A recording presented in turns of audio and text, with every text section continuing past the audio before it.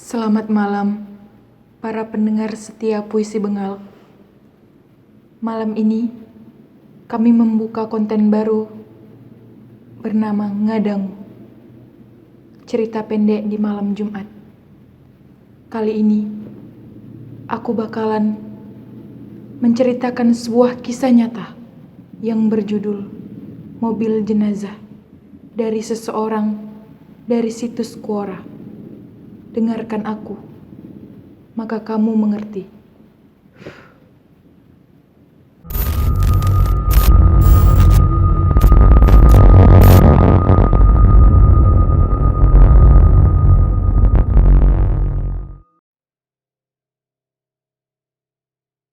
Baiklah, kisah horor ini bermula dari sore itu. Jam 3 sore, aku ketiduran di bangku teras rumah tetanggaku. Seingatku, waktu tidur, aku mimpi bonceng ibu-ibu terus kejebur ke sawah. Aku lagi enak banget dengan cuaca yang sangat mendukung. Tiba-tiba ponselku berdering. Temanku yang bekerja di rumah daerah yang nggak jauh dari tempat tinggal saat itu menelpon. Halo, ente lagi kerja nggak sekarang? Kalau lagi nggak kerja, tolong dong bawain ambulan, nganterin pasien yang udah sembuh.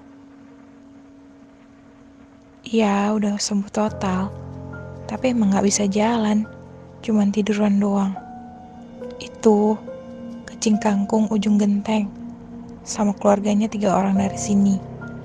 Kalau ente bisa, cepetan kemari ya, ditunggu banget. Soalnya supir ambulannya lagi hajatan nikahin anaknya. Aku pun mengiyakannya. Waktu itu, selesai mandi sama selesai sholat asar, aku langsung berangkat ke rumah sakit. Dan sampainya di sana, ternyata aku disuruh bawa mobil. Iya, mobil jenazah. Sialan, pantesan dia bilang pasiennya nggak bisa jalan, cuman tiduran doang. Gak taunya, pasiennya udah jadi jenazah. Dalam hati aku, ya udahlah, lillahi ta'ala. Aku niat ibadah ngantar jenazah. Mayat pun sudah dimasukkan ke dalam keranda, lalu dinaikkan ke mobil yang paling mewah di dunia. Yang suatu saat, aku juga akan di situ. Mesin sudah dipanaskan, dan semua penumpang sudah pada naik, kami siap berangkat. Jam 7 malam, aku berangkat dari rumah sakit.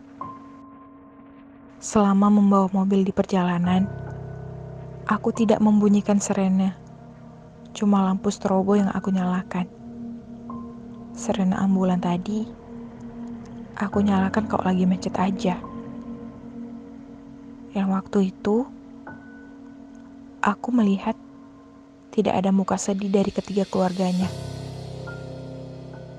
Yang notabene-nya adalah kakak dari jenazah itu.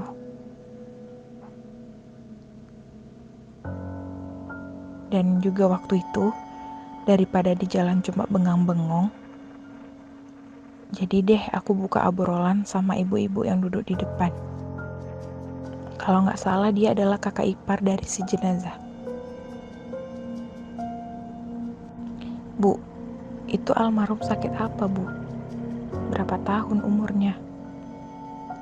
Si ibu pun menjawab dengan suara pelan. Bukan sakit, Mas. Dia meninggal kecelakaan. Katanya lagi mabuk bawa motor. Ngebut, terus nabrak belakang truk yang lagi mogok. Mending begitu deh. Dia hidup juga buat apa? Gak berguna. Kerjaannya kalau siang tidur, malam keluyuran, judi mabuk-mabukan, main perempuan. Pokoknya gak beres deh. Malahan suami saya aja pernah mau dibunuh sama dia. Kakak ipar saya pernah digebukin sama dia. Mertua juga sakit-sakitan. Sampai mertua saya meninggal gara-gara mikirin terus kelakuan dia. Syukur-syukur deh dia mati sekarang, Mas. Kepalanya juga kebelah. Gak tahu deh, makanya dia mati. Saya sebenarnya kalau lihat suami saya, males banget, Mas, ikutin ngurus dia. Aku agak kurang nyaman mendengar omongan si ibu. Lalu aku bilang ke si ibu itu, "Bu, maaf ya kalau kurang sopan. Gak baik loh ngomongin keburukan seseorang yang udah meninggal. Baik buruknya seseorang semasa hidup cukup dikenang aja, Bu, tanpa diceritakan." Lalu si ibu itu bilang, "Oh iya, Mas, maaf." Aku pikir mending aku bengong aja deh daripada dengar cerita kejelekan orang yang udah meninggal. Gak baik ngomongin keburukan seseorang yang udah meninggal. Masih hidup aja, gak bagus kalau yang diomongin kejelekannya doang. Apalagi ini yang udah meninggal. Jam 1:30 dini hari, aku sampai ke lokasi jenazah. Pas sudah diturunkan, aku lihat di kain kafannya ada banyak bercak darah pas di kepalanya. Mungkin benar kata ibu tadi, jenazah ini kecelakaan dan kepalanya terbelah. Jenazah pun diturunkan dan keranda pun dinaikkan kembali ke mobil. Lalu aku pamit pulang. Sebenarnya mereka menahan aku jangan dulu pulang. Mending nunggu pagi dan istirahat dulu. Karena waktu itu keadaan udah malam banget dan banyak kawasan angker yang mesti aku lewatin. Aku gak bisa lama-lama di sana. Karena udah janji. Jadi terpaksa mesti pulang buru-buru. Di perjalanan, dari mulai aku jalan beberapa kilometer dari lokasi, ada banyak banget keanehan yang aku alami. Aku pulang sendirian dini hari. Di belakang, aku dengar keranda mayat seperti ada yang menggoyang-goyang. Kucrek, kucrek, kucrek. Pikiran aku, mungkin jalanan yang agak rusak. Biarinlah. Saat aku masuk ke jalan raya, keanehan semakin terasa. Pundakku serasa ada yang menepuk-nepuk. Telingaku mendengar di belakang seperti ada suara yang menangis. Lantas, aku kencangkan saja musik. Tapi pundakku semakin terasa seperti ditepuk-tepuk. Keranda mayat tadi seperti ada yang membanting. Aku lihat dari kaca spion. Keranda mayat terangkat sendiri, lalu dibanting. Gujrek! Aku berhenti ngebatin ada apa di belakang. Pas aku nengok ke belakang, astagfirullahaladzim. Astagfirullah. Aku lihat samar-samar ada sosok yang sedang duduk di pojok belakang. Mukanya hancur. Bola matanya keluar sebelah. Darahnya ngucur dari atas kepala. Ya Allah, amit-amit jamu bayi. Aku duduk nyender, mau jemi mata sambil zikir. Astagfirullah, astagfirullah. Mesin dan lampu mobil gak aku matiin. Gak terasa aku tidur. Aku lawan rasa takut tadi.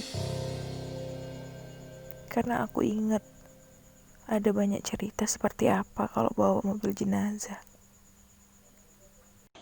Jam 5:30 kalau nggak salah, aku terbangun. Dibangunkan oleh supir bus kecil sama beberapa orang penumpangnya. Karena jalanan waktu itu terhalang oleh mobil aku. "Mang, bangun Mang, bangun. Mang, Mang, sadar Mang, sadar. Bangun, Mang." Aku pun terbangun. Astagfirullahaladzim. Jam berapa sekarang, Pak? Jam 5:30, Mang. Itu ada apa? Dan kenapa itu keranda bisa melintang tengah jalan? Pintu mobil juga terbuka. Aku jawab, "Semalam aku nganter yang meninggal ke Cikangku. Meninggalnya kecelakaan. Kepalanya kebelah. Dari sana aku langsung pulang.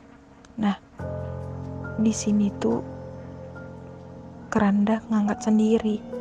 Terus aku nengok ke belakang, ada yang duduk di sebelah pojok, mukanya rusak.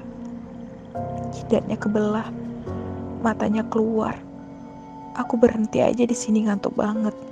Gak berasa aku ketiduran. Itu keranda aku gak tahu siapa yang ngangkatin keluar." Supir bus tadi pun menjawab, "Masya Allah, memangnya juga banyak keceritain. Kalau bawa mobil jenazah itu kayak gitu. Emangnya pun berani banget bawa mobil sendirian. Ini nih, ada air, silakan diminum. Air dari Pak Haji. Nah, sekarang keranda udah dinaikin lagi sama Pak Haji. Juga udah disempurnain. Sekarang kita bareng aja jalannya ya, Mang. Itu kopi buat Mang, ngopi di jalan. Sama rokoknya barusan ada yang ngasih dari penumpang saya. Ayo kita berangkat." Aku sama teman-teman ngikutin dari belakang. Banyak banget kejadian aneh yang aku lalui semalam. Ya udah deh, lupain aja. Aku berterima kasih sama mereka, dan mereka cuma ternganga melihatku. Aku langsung berangkat pulang, dan supir bus tadi langsung mengikuti dari belakang. Sampai di Bojong-Lopang, aku belok ke arah Sukabumi, dan bus itu lurus ke arah pelabuhan. Aku klakson sambil teriak, "Hatur nuhun, Pak." Dia pun membalas klakson aku. Dan aku sampai di rumah sakit jam 11 siang.